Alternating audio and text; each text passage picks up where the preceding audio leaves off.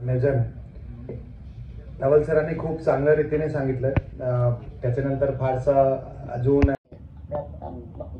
मालिन कुठे आहे? मालिन आपल्याकडे राईट आपल्याकडे अंबेगावमध्ये. जेव्हा ते मालिनची घटना घडली होती, मला वाटतं की तुम्ही जर रेकॉर्ड पाहिले पुण्याचं तर आतापर्यंत सर्वात मोठं डिझास्टर आहे. एकच गावाचे 400 लोक म्हणजे तिथे समजा की पहाड आला आणि ते जमून गेले. तर इथे पुण्याला प्रत्येक गोष्टीचा डिझास्टर आम्ही